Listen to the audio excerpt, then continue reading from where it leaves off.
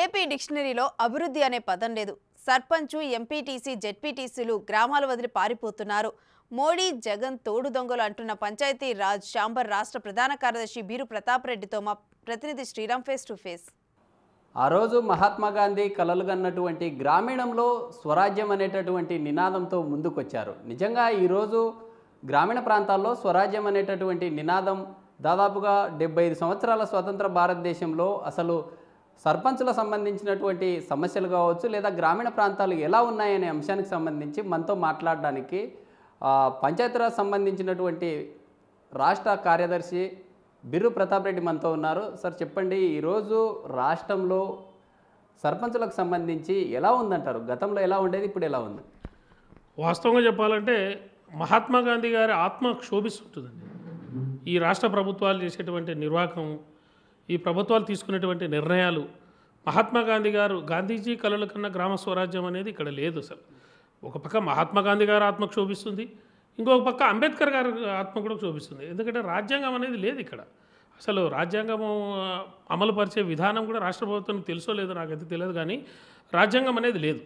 కాబట్టి నేను సూటిగా రాష్ట్ర ప్రభుత్వానికైతేనేమి, కేంద్ర ప్రభుత్వానికైతేనేమి ఒకటే చెప్పదలుచుకున్నా, మహాత్మా గాంధీ కలల కన్నా గ్రామ స్వరాజ్యం నిజంగా సిద్ధించాలంటే, అంబేద్కర్ గారు రాసినటువంటి రాజ్యాంగం అమలు పరచాలి అంటే స్థానిక సంస్థలకు 73, 74 రాజ్యాంగ సవరణలోని ఆర్టికల్ 243G 11వ షెడ్యూల్లో పేర్కొన్న 29 అంశాలు, తాగునీటి దగ్గర నుంచి సాగునీటి వరకు అన్నీ కూడా స్థానిక సంస్థలైనటువంటి గ్రామ పంచాయతీలు, మండల పరిషత్తులు, జిల్లా పరిషత్తులకు ఏ రోజైతే సంపూర్ణంగా నిధులు, విధులు, అధికారాలు ఏ రోజైతే బదలాయిస్తారో ఆ రోజే స్థానిక ప్రభుత్వాలు ఏర్పడినట్టు.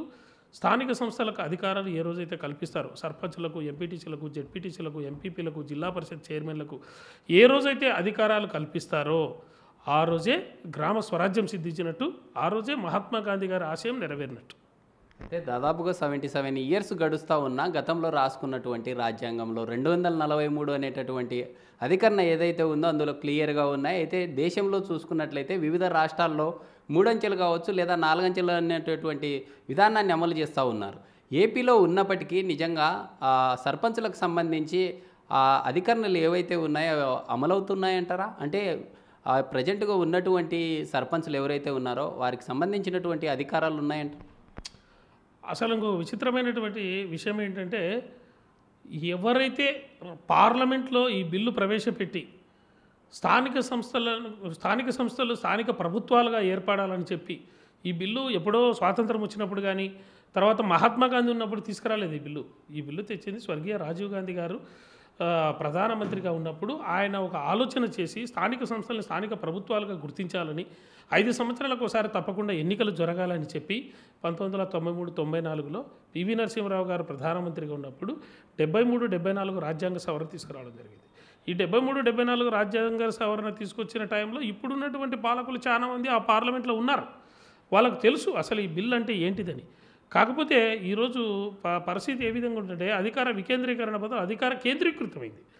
దీనివల్ల అసలు ఎట్టి పరిస్థితుల్లో ఈరోజు ప్రజలకి న్యాయం జరిగే అవకాశమే లేదు.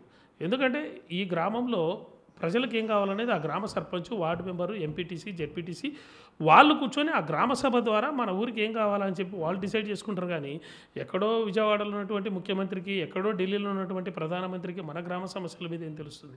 అందుకే ఆ రోజు చట్టము, రాజ్యాంగం ఏం చెప్తుందంటే, స్థానిక ప్రభుత్వాలు మన ప్రజలే వాళ్ళ యొక్క సమస్యలని పరిపాలించుకునే విధంగా ఆ రాజ్యాంగాన్ని రూపొందించారు. కాబట్టి ఆ రాజ్యాంగానికి తూట్లు పడుతున్నప్పుడు అసలు ఈ ప్రభుత్వాలు పాలించడానికి అనర్హులని చెప్పి నేను ఈ సందర్భంగా తెలియజేస్తాను. అయితే గ్రామీణ స్థాయిలో చూసుకున్నట్లయితే ప్రజెంట్ ఉన్నటువంటి సర్పంచులు కావచ్చు, వార్డ్ మెంబర్స్ కేవలం కీలుబొమ్మలా ఉన్నారు. వారికి ఉన్నటువంటి గతంలో ఉండేటటువంటి చెక్ పవర్ ఏదైతే ఉందో వాటిని రద్దు చేశారు. కేవలం వాళ్ళు ఉన్నారు. అంటే గ్రామీణ స్థాయిలో వాళ్ళు ఎలా డెవలప్ చేస్తారంటారు? అంటే ప్రభుత్వం అధికారాలు ఇవ్వని పక్షంలో వీళ్ళు ఎలా ముందుకెళ్తాం? కీలుబొమ్మలు అనేది కూడా కాదండి, ఉత్సవ విగ్రహాలు కూడా కాదు. వాళ్ళు ఉత్సవ విగ్రహాలన్న సంవత్సరానికి ఒకసారి తీసుకొచ్చి ఊరేగింపు చేసి తుడిచి నీట్గా దండేసి ఊరేగింపు చేసి తీసుకొచ్చి పెడతారు. కనీసం ఉత్సవ విగ్రహాల మాదిరి కూడా పరిస్థితి లేదు. అసలు వాళ్ళు పూర్తిగా నిర్వీర్యమైపోయినటువంటి వ్యవస్థ ఏదైతే ఉందంటే స్థానిక ప్రభుత్వాల వ్యవస్థ. అసలు సర్పంచుల పరిస్థితి ఎంత ఘోరంగా ఉందంటే, జగన్మోహన్ రెడ్డి గారు ముఖ్యమంత్రి అయిన తర్వాత అధికారం ఉన్నటువంటి సర్పంచులకు వాళ్ళు సంపాదించుకునేటువంటి డబ్బులు అంటే వాళ్ళ సొంతానికి సంపాదించుకునేటువంటి డబ్బులు కాదు, పన్నుల రూపేణా వసూలు చేసుకున్నటువంటి డబ్బులు, అదేవిధంగా రాష్ట్ర ప్రభుత్వం ఇవ్వాల్సినటువంటి డబ్బులు, కేంద్ర ప్రభుత్వం నుంచి రావాల్సినటువంటి డబ్బులు, ఇవి 3 విధాలుగా గ్రామీణ ప్రభుత్వాలకి, మండల పరిషత్లకి, జిల్లా పరిషత్లకి 3 రకాలుగా డబ్బులు ఆదాయ వనరులు ఉంటాయి. ఒకటేమో గ్రామ పంచాయతీ తన సొంత ఆదాయ వనరులు, రెండోదేమో రాష్ట్ర ప్రభుత్వం స్టేట్ ఫైనాన్స్ కార్పొరేషన్ ద్వారా రావాల్సినటువంటి నిధులు, ఇంకొకటేమో కేంద్ర ప్రభుత్వం ద్వారా ఆర్థిక సంఘం ద్వారా రావాల్సినటువంటి నిధులు. ఇక్కడ మన రాష్ట్రంలో ఏం జరుగుతుందంటే పూర్తిగా రాష్ట్ర ప్రభుత్వం నుంచి ఇవ్వవలసిన డబ్బులు ఏ ఒక్క రూపాయి కూడా ఈ రోజుకి 4 సంవత్సరాల 8 నెలలు 9 నెలలు రాష్ట్ర ప్రభుత్వం ఏర్పడినప్పటికీ ఒక్క రూపాయి కాకుండా ఒక్క రూపాయి కూడా రాష్ట్ర ప్రభుత్వం ద్వారా గ్రామ పంచాయతీలకు, మండల పరిషత్లకు, జిల్లా పరిషత్లకు వచ్చిన దాఖలాలు లేదు. కేంద్ర ప్రభుత్వం 14-15 ఆర్థిక సంఘం ద్వారా పంపిన నిధులు కూడా అసలు అదైతే పూర్తిగా రాజ్యాంగ ఉల్లంఘన. అంబేద్కర్ గారు రాసినటువంటి రాజ్యాంగం ఒకటి, ఇక్కడ జరుగుతున్నటువంటి రాజ్యాంగం ఒకటి. గ్రామ సర్పంచ్ సంతకం లేకుండా, గ్రామసభ ఆమోదం లేకుండా, గ్రామ పంచాయతీ తీర్మానం లేకుండా, సర్పంచ్ సంతకం లేకుండా దొంగతనంగా దోచుకోవడాన్ని ఇది పూర్తిగా మా ఆంధ్రప్రదేశ్ పంచాయతీరాజ్ ఛాంబర్ మరియు రాష్ట్ర సర్పంచుల సంఘం దీన్ని తీవ్రంగా ఖండిస్తుంది, వ్యతిరేకిస్తుంది. దీన్ని ఈ న్యాయ పోరాటం విషయంలో మేము ఎంత దూరమైనా ముందుకెళ్తాం, దీన్ని మాత్రం వదిలే ప్రసక్తి లేదని చెప్పి ఈ సందర్భంగా తెలియజేస్తాం. గతంలో చూసాం సార్, కేంద్రానికి సంబంధించినటువంటి ఏపీ రాష్ట్రంలో ఉన్నటువంటి నిధులు ఏవైతే ఉన్నాయో రాష్ట్ర ప్రభుత్వాలు తప్పుదారి పట్టించాయి, వాటికి సంబంధించి నివేదికలు ఇవ్వాలంటూ కూడా అనేక రకాల కమిటీలను నియమించింది. ఈ కమిటీల ద్వారా ఏదన్నా సర్పంచులకు కావచ్చు, గ్రామీణ స్థాయిలో ఉన్నటువంటి మూడంచెల సంబంధించినటువంటి వ్యవస్థలకు మంచి జరిగిందంటారు? ఎక్కడ మంచి జరగలే. ఇది వాస్తవంగా చెప్పాలంటే మేము ఢిల్లీ వెళ్ళి కంప్లైంట్ చేస్తే దాన్ని ఏదో తూతూ మంత్రంగా ఒక కమిటీ వేసినారు కేంద్ర ప్రభుత్వం. ఆ కేంద్ర ప్రభుత్వం వచ్చిన కమిటీ కూడా నేనే స్వయంగా ఆ కమిటీ నా సమక్షంలోనే నేను, నా మిత్రులు కొంతమంది సర్పంచ్ సంఘం జనరల్ సెక్రటరీ, అధికార ప్రతినిధి గల్లా తిమోతి, రమేష్, ఇట్లా మా మిత్రులు, మా రాజేంద్ర ప్రసాద్ గారి నాయకత్వంలో, మా అధ్యక్షుడు రాజేంద్ర ప్రసాద్ గారి నాయకత్వంలో మేము ఢిల్లీ వెళ్ళి ఒక కంప్లైంట్ ఇస్తే ఆ ఇచ్చినటువంటి కంప్లైంట్ మీద కేంద్ర ప్రభుత్వం ఒక కమిటీ నియమించింది. Deputy secretary government of India Panchayati Raj Vijay Kumar గారి నేతృత్వంలో ఒక కమిటీ వేసింది. ఆ కమిటీ గుంటూరు, కృష్ణా జిల్లా, ఏలూరు జిల్లా, వెస్ట్ గోదావరి జిల్లాలో ఉన్నటువంటి 5 గ్రామ పంచాయతీల్లో గ్రామ స్థాయిలో విచారణ జరిపింది. అది కూడా మా సమక్షంలోనే విచారణ జరిపింది. ఆ జరిపినటువంటి విచారణ క్షేత్రస్థాయిలో ఏదైతే జరిపారో ఆ విచారణలో రాష్ట్ర ప్రభుత్వం దొంగతనం చేసిందని చెప్పి తేటతెల్లమైంది. క్లియర్గా కేంద్ర ప్రభుత్వ అధికారులు దాన్ని గుర్తించారు. ఒక నివేదిక కూడా కేంద్ర ప్రభుత్వానికి పంపారు. కేంద్ర ప్రభుత్వం కూడా ఆ రాష్ట్ర ప్రభుత్వానికి ఆ నివేదికను పంపించింది, దీని మీద మీరు జవాబు ఇవ్వండి అని చెప్పి. కానీ ఈ రోజు వరకు అది రాజకీయ కారణాలతో దొంగలు ఒకటైపోయి రాష్ట్ర ప్రభుత్వం చిన్న దొంగ అయితే కేంద్ర ప్రభుత్వం పెద్ద దొంగ మాదిరి వాళ్ళు ఒకటైనప్పుడు ఇది ఇంకా దొంగలు ఊర్లు పంచుకున్నట్టు మధ్యలో బలవుతుండేది స్థానిక ప్రభుత్వాలు, సర్పంచులు. మమ్మల్ని నమ్మి మాకు ఓటేసిన గ్రామీణ ప్రజలకి మేము ఏం మొహం పెట్టుకొని చూపించాలో మాకు అర్థం కాని పరిస్థితులు. రాబోయే రోజుల్లో మేము పెద్ద ఎత్తున ఉద్యమం చేయడానికి సిద్ధమయ్యాం. అయితే గతంలో చూశాము, అంటే ఇటీవల కాలంలో ఈ సర్పంచులకు సంబంధించి 3 రోజుల పాటు ఈ కేంద్రానికి సంబంధించినటువంటి బృందం పర్యటించడం జరిగింది. కొన్ని అమరావతి సంబంధించినటువంటి ప్రాంతాల్లో కావచ్చు, ఇటు రాయలసీమ కొన్ని ప్రాంతాల్లో పర్యటించడం జరిగింది. ఏ నివేదికలు ఇచ్చారు, ఏం నిగ్గు తెలిచారంటారు? 100% వాళ్ళు తేల్చిన నిగ్గు ఏంటంటే కేంద్ర ప్రభుత్వం పంపినటువంటి నిధులు గ్రామ పంచాయతీలకు ఏదైతే పంపితే గ్రామ పంచాయతీతో సంబంధం లేకుండా రాష్ట్ర ప్రభుత్వం సొంతంగా వాళ్ళకి సంబంధం లేకుండా ఆ నిధులు వాడుకోయిందని చెప్పి నీకు తెలిసారు వాళ్ళు. అసలు రాష్ట్ర ప్రభుత్వం ఏమో మేము కరెంటు బిల్లు కట్టినామని చెప్పి చెప్పింది, ఆ కరెంటు బిల్లు కూడా కట్టలేదు, అది కూడా గుర్తించారు కేంద్ర ప్రభుత్వ అధికారులు. ప్లస్ ఇంకో విషయం ఏంటంటే కేంద్ర ప్రభుత్వం పంపినటువంటి నిధులలో 10% అడ్మినిస్ట్రేటివ్ ఎక్స్పెండిచర్లో మాత్రమే కరెంటు బిల్లులు కట్టాలని చెప్పి కేంద్ర నిబంధనలు ఉన్నాయి, ఆర్థిక సంఘ నిబంధనలు స్పష్టంగా చెప్తున్నాయి. అయితే ఇది ఆర్థిక సంఘ నిబంధనలు ఉల్లంఘించింది, రాజ్యాంగాన్ని సర్పంచ్ సంతకం లేకుండా చేసినటువంటి దాన్ని ఉల్లంఘించింది. ఇది పెద్ద నేరం. అసలు కేంద్ర ప్రభుత్వం వెంటనే యాక్షన్ తీసుకొని రాష్ట్రానికి రావాల్సినటువంటి నిధులన్నీ ఆపే అధికారం కేంద్రానికి ఉంది. కానీ కేంద్రం కూడా శీతకన్ను వేసింది మా గ్రామీణ ప్రభుత్వాల మీద. కాబట్టి మాకు న్యాయం జరగలేదని మేము ఆశిస్తున్నాం దీని మీద.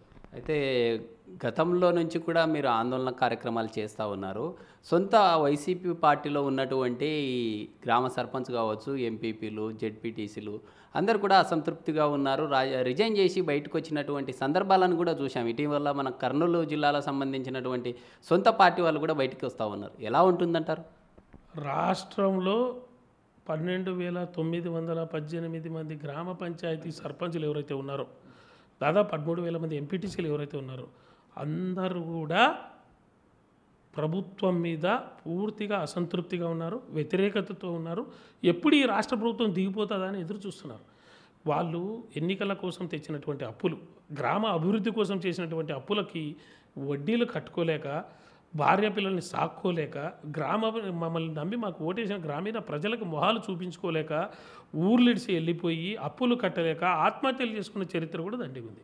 వాస్తవంగా చెప్పాలంటే తల్లి తన పిల్లల్ని తానే చంపుకొని తిన్నట్టు ఈ రాష్ట్ర ప్రభుత్వము తన పార్టీలో ఉన్నటువంటి వైఎస్ఆర్ పార్టీలో ఉన్నటువంటి సర్పంచులే ఎక్కువగా ఇబ్బంది పడుతున్నటువంటి చరిత్ర. కాబట్టి నాకైతే 100% నమ్మకం ఉంది. ఈసారి రాష్ట్ర ప్రభుత్వానికి 100% అపోజిషన్ ఎవరు అంటే తెలుగుదేశం పార్టీ కాదు, ఈ రాష్ట్రంలో ఉన్నటువంటి వైసీపీ సర్పంచులు, ఎంపీటీసీలే ఈ రాష్ట్ర ప్రభుత్వాన్ని ఓడించడానికి సిద్ధంగా ఉన్నారని చెప్పి మేము క్షేత్రస్థాయిలో ఉద్యమం చేసే సమయంలో మాకు సర్పంచులు, ఎంపీటీసీలు చెప్పినటువంటి విషయం ఇది. అయితే గతంలో కూడా మీరు ఉద్యమాలు చేశారు, అనేక రకాల ఆందోళన కార్యక్రమాలు చేపట్టడం జరిగింది. అంటే రాష్ట్ర ప్రభుత్వానికి సంబంధించి ఎలాంటి చలనం లేదు. రానున్న రోజుల్లో కూడా మీరు చలో అమరావతి అనేటటువంటి నినాదంతో ముందుకెళ్తా ఉన్నారు. రానున్న రోజుల్లో ఎలా ముందుకెళ్తారు, ఎలా ఉంటుంది సార్? రాష్ట్ర ప్రభుత్వం మీద ఉద్యమాలు చేసిన చెవిటోని మీద శంకు ఊదినట్టే ఉంది. అంటే శంకు ఊదినా కూడా అతనికి వినపడతలేదనే విధంగా రాష్ట్ర ప్రభుత్వం వ్యవహరిస్తుంది.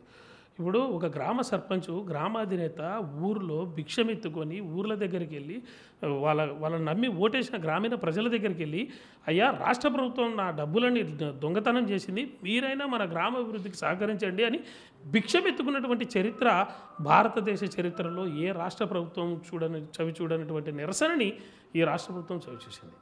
ఒకటి భిక్షాటన ద్వారా అర్ధనగ్న ప్రదర్శనలు అయితేనేమి, తర్వాత కళ్ళకు గంతలు కట్టుకోవడం అయితేనేమి, తర్వాత నిరాహార దీక్షలు అయితేనేమి. రేపు 6వ తారీఖున మేము ఏకంగా అసెంబ్లీ ముట్టడికే పిలుపునివ్వడం జరిగింది. అప్పుడైనా మన రాష్ట్ర ప్రభుత్వం దిగిస్తుందని మేము ఆశిస్తున్నాం. లేని పక్షంలో అసెంబ్లీ ముట్టడికి కూడా రాష్ట్ర ప్రభుత్వం తలొగ్గకపోతే గ్రామీణ ప్రజలు మమ్మల్ని ఎవరైతే నమ్మి ఓటేసినారో ఈ దొంగతనం గురించి, రాష్ట్ర ప్రభుత్వం చేసినటువంటి నిర్వాహకం గురించి మా గ్రామీణ ప్రజలందరికీ ప్రతి ఇంటికి వెళ్ళి వివరించి, అవసరమైతే కేంద్ర రాష్ట్ర ప్రభుత్వాలు దిగి రావడానికి ఆమరణ నిరాహార దీక్షలకు సైతం వెనకాడము. మా ప్రాణాలు పణంగా పెట్టైనా సరే మమ్మల్ని నమ్మి మాకు ఓటేసిన గ్రామీణ ప్రజలకి మేము అభివృద్ధి చేయడానికి ఎంత దూరమైనా ఉద్యమం చేయడానికి మేము సిద్ధంగా ఉన్నాం. అయితే ఇప్పటికే మీరు చేస్తున్నటువంటి పోరాటాలు అనేకంగా చేస్తూ ఉన్నారు. రానున్న రోజుల్లో ఇప్పటికే ఏపీలో రోజు రోజుకి రాజకీయ పరిణామాలు మారుతూ ఉన్నాయి. పోటీలో కూడా నువ్వా నేనా అనే విధంగా పొత్తులతో రాబోతూ ఉన్నాయి. ఏపీలో ఎలా ఉండబోతుందంటే? మేము రాజకీయాలు పోవాల్సిన అవసరం లేదు బ్రదర్. ఎందుకంటే మేము అసలు రాజకీయాలు మాట్లాడడం. మేము మా అసోసియేషన్ ఆల్ పార్టీస్, మా సంఘంలోనే Janasena, TDP, BJP, YCP, CPM, CPI అన్ని రాజకీయ పార్టీలతో కూడినటువంటి అసోసియేషన్ ఏదైనా ఉందంటే అది భారతదేశంలో ఒకే ఒక సంఘం, ఆంధ్రప్రదేశ్ పంచాయతీరాజ్ ఛాంబర్, రాష్ట్ర సర్పంచుల సంఘం, ఎంపీటీసీల సంఘం, జెడ్పీటీసీల సంఘం. కాబట్టి మేము ఏ రోజు కూడా రాజకీయాల జోలికి వెళ్ళాం. ఎవరైతే మాకు న్యాయం చేశారని చెప్తాం, ఎవరైతే అన్యాయం చేశారో వాళ్ళు అన్యాయం చేశారని ప్రజలకు వివరిస్తాం. అప్పుడు కట్టుబడిగా ప్రజలు డిసైడ్ చేస్తారు ఎవరు మంచోళ్ళు ఎవరు చెడ్డలు అనేది. అంతేగాని మేము ఈ పొత్తుల గురించి కానీ ఈ అనవసరమైనటువంటి ఎన్నికల వ్యవహారంలో కానీ మేము ఎట్టి పరిస్థితుల్లో తలదూర్చే ప్రసక్తి లేదు. మా జోలికి వస్తే వదిలిపెట్టే ప్రసక్తి. ఈ రాష్ట్రంలో ఇప్పటికే దాదాపుగా 5 years పాలనకు సంబంధించి రాష్ట్రంలో ఉన్నటువంటి నిరుద్యోగులు కావచ్చు, రాష్ట్రం సంబంధించి ఈ గ్రామీణ ప్రాంతాల్లోనే కాకుండా ఇటు అమరావతి కావచ్చు, ఆ ప్రాంతాలు ఏవైనా డెవలప్ అయ్యాయి? అసలు రాష్ట్ర సంబంధించినటువంటి ప్రజల పరిస్థితి ఎలా ఉందంటారు? రాష్ట్రంలో డెవలప్ అయిందని నాకు తెలిసి రాష్ట్ర ప్రభుత్వం కూడా ఎక్కడ చెప్పినట్టు లేదు. అసలు డెవలప్మెంట్ అనే పదం డిక్షనరీలో లేదు. ఏపీ డిక్షనరీలో డెవలప్మెంట్ అనేది తీసేసినారు. ఓన్లీ సంక్షేమం, మేము డబ్బులు ఇస్తున్నాం మాకు ఓట్లు వేయండి అదే అడుగుతున్నారు. కానీ వాళ్ళు కూడా క్లారిటీ ఉంది, రాష్ట్ర ప్రభుత్వం కూడా మేమేం అభివృద్ధి చేయలేదు, చేయబోము. వాళ్ళు చేసింది ఏంటంటే అప్పులు తీసుకొచ్చినారు, పంచినారు. తలా ఇంటి పంచాలి. అది ఎవరైనా చేయొచ్చు. నేను కూడా అప్పులు ఇచ్చేటోళ్ళు ఉంటే తీసుకొచ్చి మా ఊర్లో ఇంటింటికి 10,000 పంచడం అది పెద్ద సమస్య కాదు. దానికి ఇంత పెద్ద యంత్రాంగం అవసరం లేదు. ఇంతమంది ఐఏఎస్లు, ఇంతమంది ఐపీఎస్లు, ఇంతమంది చరిత్ర అవసరం లేదు. అప్పులు తీసుకొచ్చి పంచాలంటే అప్పులు ఇచ్చేటోడు ఉంటే చచ్చేటోడు కూడా లేచి వస్తాడంట ఇచ్చేటోడు ఉంటే. అట్లా ఎవరైనా చేయగలరు ఈ పాలన. దీనికి ఇంత పెద్ద యంత్రాంగం కూడా అవసరం లేదు, దీనికి ఇంత వ్యవస్థ అవసరం లేదు, దీనికి ఇంత డబ్బులు ఖర్చు కూడా అవసరం లేదు. మీరు గతంలో ఎలా అనుకున్నారు? అంటే కొత్తగా స్టేటు ఏర్పడ్డము, కొత్త స్టేట్లో అంటే రానున్న రోజుల్లో సర్పంచ్లకు కావచ్చు, ఈ గ్రామీణ స్థాయికి సంబంధించినటువంటి వాటికి సంబంధించి ఎలా డెవలప్ అవుతాయని మీరు అనుకున్నారు? అంటే ఆ రోజు మీరు అనుకున్నటువంటి ఆ ఆశయాలు నెరవేరాయంటారా? 100% కాలేదనే కదా మేము చెప్తున్నాము. ఎందుకంటే మేము ఈ ప్రభుత్వమో ఆ ప్రభుత్వంతో మాకు సంబంధం లేదు. మాకు రాజ్యాంగం ద్వారా వచ్చినటువంటి హక్కు, మాకు భారత రాజ్యాంగం కల్పించింది. 73, 74 రాజ్యాంగ సవరణలో ఆర్టికల్ 243G 11వ షెడ్యూల్లో పేర్కొన్న విధంగా అన్ని రకాలైనటువంటి శానిటేషను, లైటింగు, డ్రింకింగ్ వాటరు, తర్వాత అగ్రికల్చరు, తర్వాత సరిగా అన్ని రకాలైనటువంటి సాగునీరు దగ్గర నుంచి తాగునీరు వరకు అన్ని డిపార్ట్మెంట్లు, గ్రామ పంచాయతీ, మండల పరిషత్తు, జిల్లా పరిషత్తుల ద్వారానే ఈ యొక్క నిధులు ఏదైతే పనులు జరగాలనో అవన్నీ కూడా మా గ్రామ పంచాయతీలకు, సర్పంచులకు, ఎంపీటీసీలకు, జెడ్పీటీసీలకు మాకు రాజ్యాంగంలో ఉంది. ఈ రాష్ట్ర ప్రభుత్వం ఇచ్చేది ఏం లేదు, మేము అనుకునేది కూడా ఏం లేదు. కాకపోతే ఈ రాష్ట్ర ప్రభుత్వం రాజ్యాంగం ఉల్లంఘన చేసింది. రాజ్యాంగం ఉల్లంఘన చేయడం కాకుండా దొంగతనం కూడా చేసింది అదనంగా. ఇప్పుడు కొన్ని రాష్ట్ర ప్రభుత్వాలు రాజ్యాంగం ఉల్లంఘన చేస్తాయి, ఈ రాష్ట్ర ప్రభుత్వం ఏకంగా దొంగతనం కూడా చేసింది. ఇది మరొక అడిషనల్ గిఫ్ట్ మాకు. కాబట్టి మేము ఖచ్చితంగా ఇది ప్రజలకు వివరిస్తాం, రాష్ట్ర ప్రభుత్వం మీద ఒత్తిడి తీసుకొస్తాం, మా నిధులు మేము సాధించుకొని తీరుతాం. గ్రామీణ స్థాయిలో ప్రథమ పౌరుడుగా ఉండేటటువంటి వార్డ్ నెంబర్ కావచ్చు, సర్పంచ్గా మొదలయ్యేటటువంటి వ్యవస్థల్లో వాళ్ళకే గౌరవం లేనటువంటి చోట, అంటే వాళ్ళని మనం ఎన్నుకుంటుంటారు గ్రామీణ ప్రాంతాల్లో, అక్కడ వారు స్థానికంగా ఏదైనా డెవలప్మెంట్ కావచ్చు, గ్రామీణ ప్రాంతాల్లో మీరు చెప్పినట్లు లైటింగు, వీధి లైట్లు కావచ్చు, ఇంకా పారిశుద్ధ్యం సంబంధించినటువంటి వాటిని చేస్తూ ఉంటారు. కానీ ఈ పవర్స్ లేకపోవడం వల్ల వాళ్ళు అక్కడ గ్రామీణ ప్రాంతాల్లో మొగం చూపించే అవకాశాలు ఉన్నాయంట. ఊర్లు ఇడిచి పారిపోతున్నారండి సర్పంచులు, ఎంపీటీసీలు, జెడ్పీటీసీలు. ఇంకో విచిత్రం ఏమంటే మాకు రాజ్యాంగం కల్పించింది, మమ్మల్నే పట్టించుకుంటలేరు. ఇంకా ఎమ్మెల్యేలు, మంత్రుల పరిస్థితి అయితే మరీ ఘోరం. ఇది మాకు చెక్ పవర్ ఉంది, నిధులు ఉన్నాయి, బ్యాంక్ అకౌంట్ ఉంది, ఫలాంది లైట్ వేయాలంటే మేము డైరెక్ట్గా వేయచ్చు, ఏ ఆఫీసర్కి చెప్పాల్సిన పని లేదు, ఎవరు అనుమతి అవసరం లేదు. మేమే వార్డు మెంబర్లు, గ్రామ పంచాయతీ సర్పంచులు అందరు కూర్చొని ఒక తీర్మానం చేసుకొని ఇక్కడ లైట్ వేయాలి, ఇక్కడ రోడ్డు వేయాలి, ఇక్కడ కాలువ కట్టాలని చెప్పి చేసేది. గ్రామాలు అభివృద్ధికి పూర్తిగా వెనుకబడ్డాయి. ఈ రాష్ట్ర ప్రభుత్వం పూర్తిగా విస్మరించింది అభివృద్ధి అనేది, అవమానపరిచింది. సర్పంచులను, ఎంపీటీసీలు రాజ్యాంగాన్ని అవమానపరిచింది, ప్రజాప్రతినిధులు అవమానపరిచింది. ఈరోజు ఎమ్మెల్యేలకు విలువ లేదు, మంత్రులకు విలువ లేదు, ఎవరికి విలువ లేదు. అసలు ఈ ప్రభుత్వంలో ప్రజాప్రతినిధులకి విలువ అనేదే లేదు. రాజ్యాంగేతర శక్తులు ఎవరైతే ఉన్నారో వార్డు మెంబర్లు వాలంటీర్లు తయారైనారు. ఈ వాలంటీర్లు 5,000 రూపాయలు ప్రభుత్వ ధనాన్ని పొందుతూ వాళ్ళు రాజ్యాంగేతర శక్తుల మాదిరి తయారు. అసలు మాకు ఓటు ఎందుకు వేసినారు, మాకు మళ్ళీ ప్రజాప్రతినిధులు ఎందుకు ఎన్నుకున్నారు? ప్రజాప్రతినిధులు ఎన్నుకున్నప్పుడు, రాజ్యాంగం ద్వారా ఎన్నుకున్నప్పుడు అసలు ఆ ప్రజాప్రతినిధుల వ్యవస్థను తీసేసి అయిపోతుంది కదా. మీరు ఉంటే అధికారాలు ఇవ్వండి, లేకుంటే ఈ వ్యవస్థలు తీసేయండి.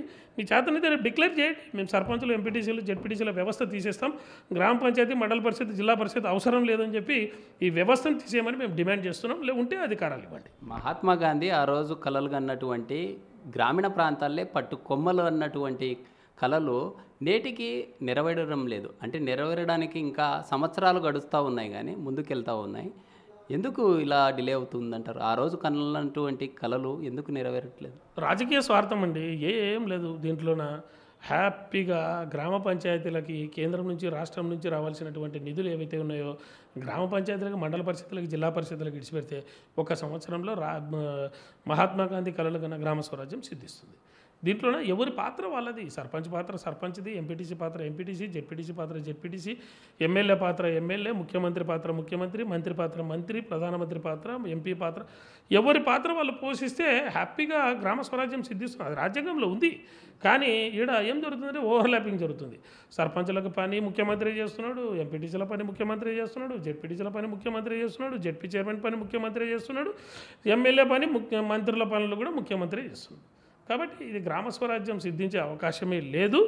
ఎప్పుడైనా సరే స్థానిక ప్రభుత్వాలు బలపడితేనే ప్రజలు దేశం బాగుపడుతుంది, గ్రామాలు బాగుపడితే రాష్ట్రం బాగుపడితే దేశం బాగుపడుతుంది. కాబట్టి స్థానిక ప్రభుత్వాలు బలోపేతం చేయాలని మేము డిమాండ్ చేస్తాం. ఈ కేంద్రం నుంచి వచ్చేటటువంటి వాటా ఏదైతే ఉందో వాటిని కూడా రాష్ట్రము మేమే ఇస్తూ ఉన్నాము, మేమే డెవలప్ చేస్తూ ఉన్నామని చెప్తూ ఉంటుంది. మీరేమంటారు? అసలు చట్ట ప్రకారం మాకు రావాలి, మీరెవరు డెవలప్ చేయడానికి? మాది కూడా ప్రభుత్వమే. రాష్ట్ర ప్రభుత్వం ఏ విధంగా ఉందో గ్రామ ప్రభుత్వము, కేంద్ర ప్రభుత్వం ఏ విధంగా ఉందో మండల ప్రభుత్వము, జిల్లా ప్రభుత్వం ఇక్కడ జిల్లా పరిషత్ చైర్మన్ ఉన్నాడు, మండల ప్రెసిడెంట్ ఉన్నాడు, గ్రామ సర్పంచ్ ఉన్నాడు. మీకు ఏ విధంగా ఓట్లు వేసినారు, మాకు అదే విధంగా ఓట్లు వేసినారు. మాకు రాజ్యాంగంలోనే ప్రత్యేక అధికారాలు ఉన్నప్పుడు మీరెవరే డెవలప్ చేయడానికి? మాకు రాజ్యాంగం ద్వారా వచ్చే డబ్బులు అవి. కేంద్ర ప్రభుత్వం 14-15 ఆర్థిక సంఘం అంటే 15వ ఆర్థిక సంఘం అంటే ఒక ఆర్థిక సంఘం 5 సంవత్సరాలు ఉంటుంది. ఆ 5 సంవత్సరాలు అది రికమెండ్ చేసి ఒక తలకి ఇంత అంటే ఈ ఊర్లో 1000 జనాభా ఉంటే ఇంత అమౌంట్ ఇవ్వాలి, 2000 జనాభా ఉంటే ఇంత అమౌంట్ ఇవ్వాలి అని చెప్పి రాజ్యాంగంలోనే పొందుపరిచి 5 సంవత్సరాలకు ఒకసారి అప్రూవల్ తీసుకొని ఆ 5 సంవత్సరాల్లో ఈ జనాభా ఉన్న ఊరికి ఇంత అమౌంట్ పంపించాలని కేంద్ర ప్రభుత్వం పంపుతుంది. అదే మీరేం బిచ్చం ఇవ్వాల్సిన పని లేదు, రాష్ట్ర ప్రభుత్వం ఇవ్వాల్సిన పని లేదు. అది మాకు డైరెక్ట్గా రాజ్యాంగం కల్పించిన హక్కు. ఎట్టి పరిస్థితుల్లో రాబోయే రోజుల్లో గ్రామ పంచాయతీ నిధులు ముట్టుకుంటే భస్మం అయిపోతారని చెప్పి మేము ఈ సందర్భంగా హెచ్చరిస్తున్నాం. రాబోయే రోజుల్లో మా తడాకేమో చూపిస్తాం. ఓవరాల్గా ఏపీలో ప్రభుత్వం ఏర్పడిన తర్వాత సర్పంచులు కావచ్చు, ఎంపీపీలు, జెడ్పీటీసీలకు సంబంధించినటువంటి అధికారాలు ఏవైతే ఉన్నాయో వాటిని రద్దు చేయడం జరిగింది. రానున్న రోజుల్లో కూడా ప్రభుత్వం చేస్తున్నటువంటి విధానాలకు వ్యతిరేకంగా పోరాటాలు అనేక రకాలుగా వినూత్నంగా చేసినప్పటికీ ప్రభుత్వంలో ఎలాంటి స్పందన లేదు. రానున్న రోజుల్లో కూడా అనేక రకాల కార్యక్రమాలు చేపడతామని చెప్పి తెలుపుతున్నారు. వీడియో జర్నలిస్ట్ సురేష్తో శ్రీరామ్, బిగ్ టీవీ కర్నూలు.